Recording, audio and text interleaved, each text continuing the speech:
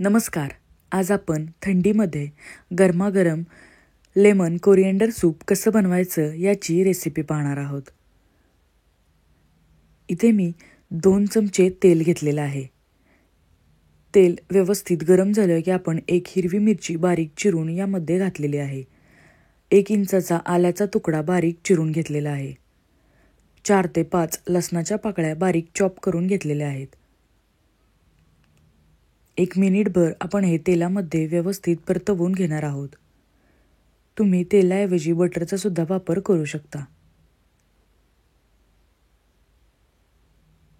एक मीडियम साईजचा कांदा बारीक चिरून आता आपण इथे घालणार आहोत. कांदा हलका गुलाबी होईपर्यंत आपल्याला हा तेलामध्ये व्यवस्थित परतवून घ्यायचा आहे.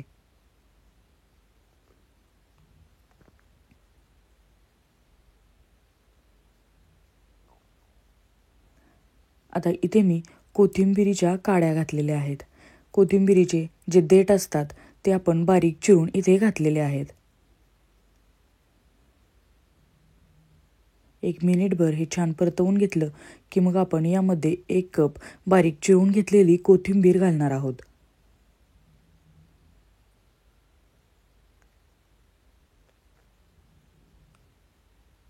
आता इथे मी साधारण 3 कप पाणी घेत आहे.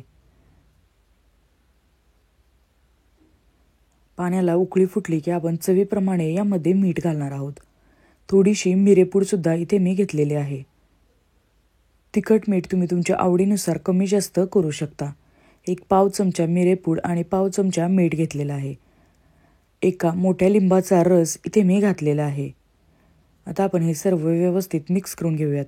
इथे मी 1 चमचा कॉर्नफ्लॉवर घेतलेला आहे व यामध्ये 2 ते 3 चमचे पाणी घालून याची पेस्ट तयार करून घेतलेली आहे. आता आपण या सूपमध्ये कॉर्नफ्लॉवर ॲड करूयात जेणेकरून याला एकसंधपणा येतो.